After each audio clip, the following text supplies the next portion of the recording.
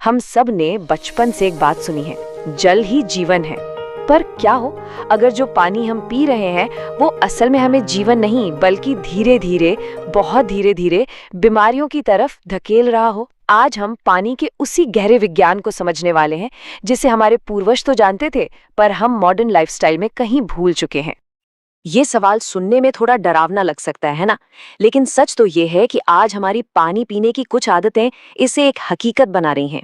तो आज हम यही जानेंगे कि कैसे हमारी एक छोटी सी मामूली सी गलती पानी को शरीर के लिए जहर बना सकती है, और कैसे कुछ बहुत ही प्राचीन यौगिक तरीके इसी पानी को अमृत में बदल सकते हैं। अच्छा, तो चलिए शुरू करते हैं। सबसे पहली और सबसे आम गलती, खड़े होकर पानी पीना। ये सिर्फ एक आदत नहीं है, ये मतलब शरीर के साथ एक तरह की ज्यादती है। बात सिर्फ ये नहीं कि हम क्या पी रहे हैं, बात ये भी है कि हम पी कैसे रहे हैं। जरा ऐसे सोचिए, अगर एक बाल्टी पानी ऊंचाई से सीधे फर्श पर पटक दिया जाए तो क्या होगा? जोर का छपाक होगा, पानी हर तरफ फैलेगा, है ना? ठीक, बिल्कुल यही हमारे पेट के अंदर होता है। जब पानी इतनी तेजी से एक धार में नीचे गिरता है तो वो पेट की नाजुक दीवारों से जोर से टकराता है और पूरे डाइजेस्टिव सिस्टम को एक शॉक देता है।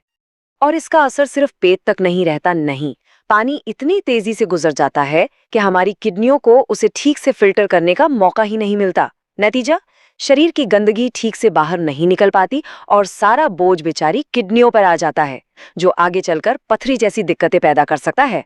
और तो और, लंबे समय तक ऐसा करने से ये तेज धार जोड़ों में मौजूद फ्लूइड के बैलेंस को भी बिगाड़ सकती है, जो गठिया जैसी बीमारियों की एक बड़ी वजह बन सकती है। तो ये तो हुई पहली गलती। अब आते हैं दूसरी और शायद उससे भी बड़ी समस्या पर, पानी की क्वालिटी पर। क्या आज हम जो पानी पी रहे हैं वो सच में जिंदा है, या फिर हम मॉडर्न टेक्नोलॉजी के नाम पर मरा हुआ पानी, मतलब डेड वाटर पी रहे हैं? तो ये मृत जल आता कहाँ से है? ये हमारे घरों में ही है। इसके दो सबसे बड़े कारण हैं, हमारे आरओ फिल्टर्स और प्लास्टिक की बोतलें। देखिए, आरओ फिल्टर पानी से गंदगी तो निकालता है, पर उसके साथ साथ कैल्शियम और मैग्नीशियम जैसे जरूरी मिनरल्स को भी खींच लेता है। और प्लास्टिक की बोतलें, वो तो धीरे धीरे पानी में जहरीले माइक्रोप्लास्टिक्स घोलती ही रहती हैं। वहीं दूसरी तरफ हमारे पारंपरिक तरीके बताते हैं कि पानी को जीवित कैसे रखा जाए।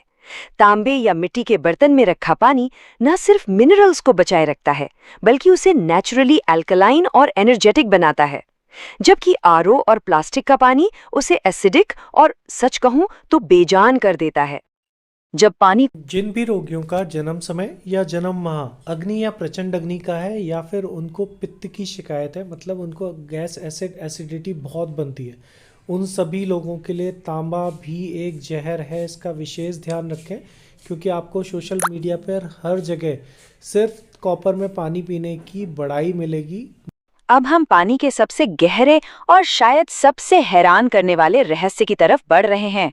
एक ऐसा आइडिया जो शायद हमारे सोचने का तरीका ही बदल दे, कि पानी की अपनी याददाश्त होती है। जी हाँ, ये आइडिया कहता है कि पानी सिर्फ H2O, मतलब एक केमिकल कंपाउंड नहीं है, बल्कि एक सचेत तत्व है जो अपने आसपास की एनर्जी और इंफॉर्मेशन को रिकॉर्ड कर सकता है। सुनने में ये किसी साइंस फिक्शन फिल्म जैसा लगता है ना, लेकिन एक जापानी वैज्ञानिक ने इस पर कुछ ऐसे प्रयोग किए जिनके नतीजों ने पूरी दुनिया को सच में हैरान करके रख दिया। जापान के वैज्ञानिक डॉक्टर मसारू इमोटो ने एक बहुत ही अनोखा प्रयोग किया।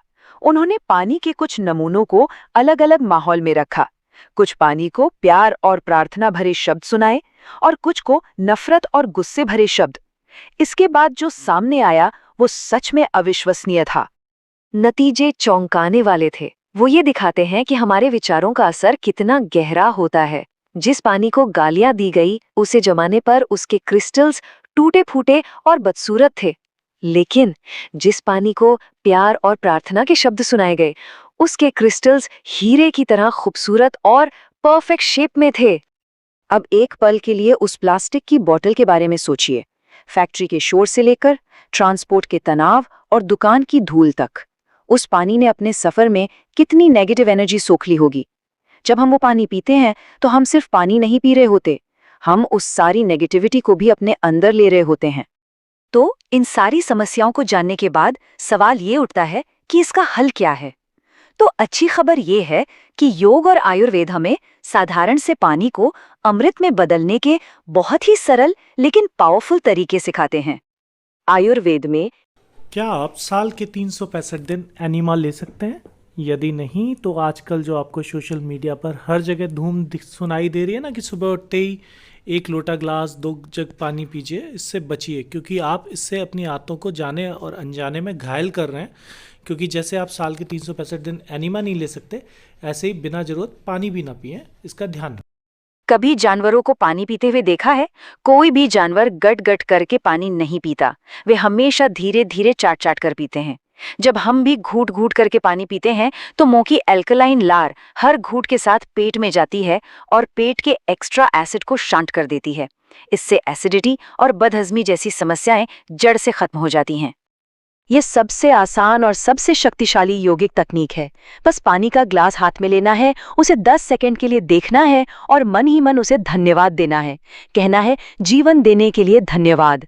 हमारे विचारों और हाथों की पॉजिटिव एनर्जी तुरंत उस पानी के मॉलिक्यूलर स्ट्रक्चर को बदल सकती है।